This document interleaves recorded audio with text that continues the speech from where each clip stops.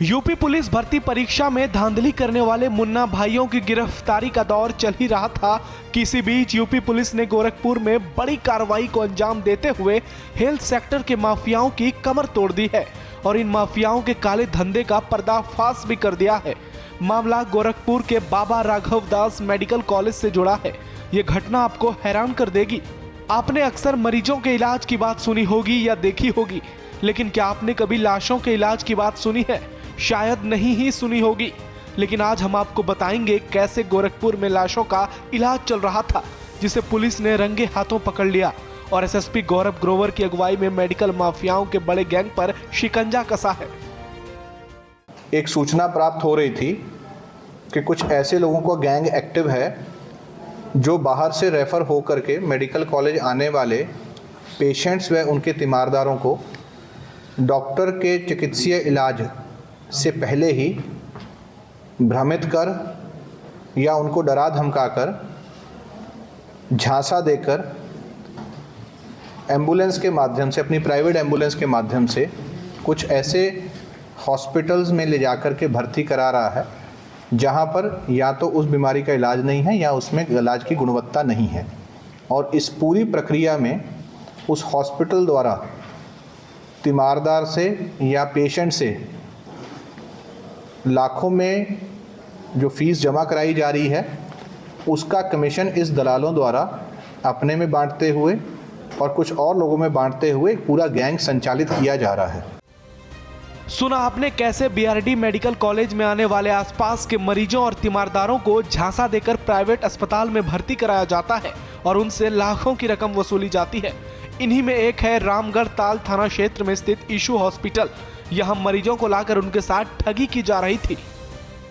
एक हॉस्पिटल जो कि थाना रामगढ़ ताल क्षेत्र में स्थित है, उसको जब एक सरप्राइज चेक किया गया या रेड किया गया तो ये पाया गया कि दलालों के इस गैंग द्वारा पेशेंट्स को वहाँ पर ला कर के भर्ती किया गया।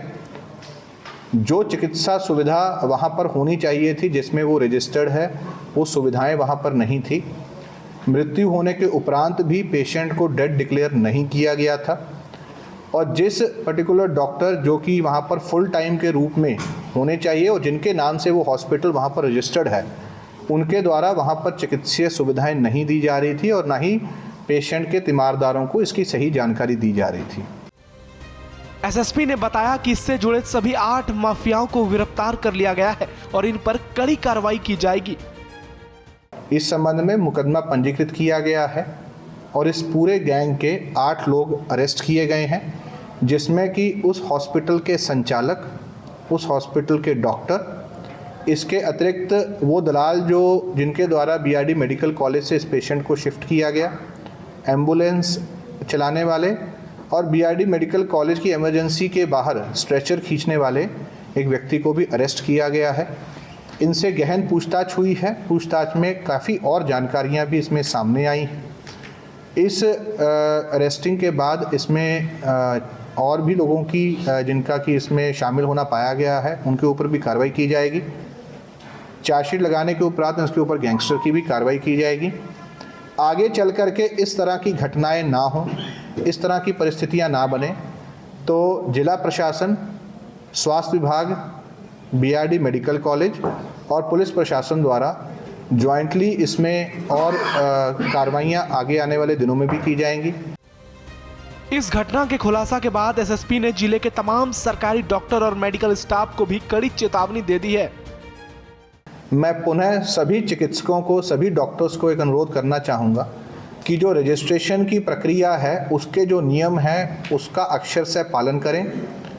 अगर आपके नाम पर कोई हॉस्पिटल संचालित हो रहा है जिसमें कि आप खुद एफिडेविट देते हैं कि मेरे द्वारा यहाँ पर ऑल टाइम रह कर के मरीज़ों का इलाज किया जाएगा, उन शर्तों का पालन करें।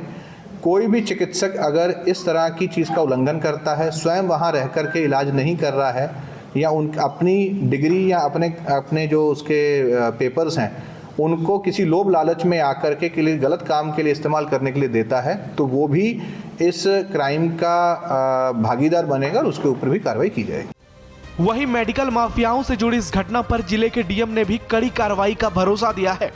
चिकित्सा के लिए तो ये इमरजेंसी है, नॉर्मल ओपीडीज है इसमें मतलब रेगुलर बेस इधर कुछ दिन से शिकायतें आ रही थी, जिसको जब स्पेसिफिकली वर्कआउट किया गया है तो कलेक्टिवली ये मतलब जो 2 दिन पहले कार्रवाई हुआ है 16 नाइट को, उसी एफर्ट का नतीजा है। और इसमें हम लोग ये चिन्हित कर रहे हैं इस तरह के कितने हॉस्पिटल्स हैं जो खासकर जो डिस्ट्रिक्ट हॉस्पिटल्स, VRDs, इन सब से पेशेंट्स को बरगला के अपने यहाँ मंगवाते हैं और जो कुछ एम्बुलेंसेज इसमें इन्वॉल्व हैं, इन सबको चिन्हित किया जा रहा है और इन सब के खिलाफ कार्रवाई की जाएगी। अगर आज के दौर में भी इस तरह की घटना सामने आ रही है तो ये हमारे समाज के लोगों की विकृत मानसिकताओं को दर्शाता है। साथ ही आम लोगों को उनके साथ होने वाली किसी भी प्रकार के फ्रॉड से जुड़ी चेतावनी भी दे देता है। यूपी की सारी लेटेस्ट न्यूज से अपडेटेड रहने के लिए सब्सक्राइब करें श्रेष्ठ यूपी को।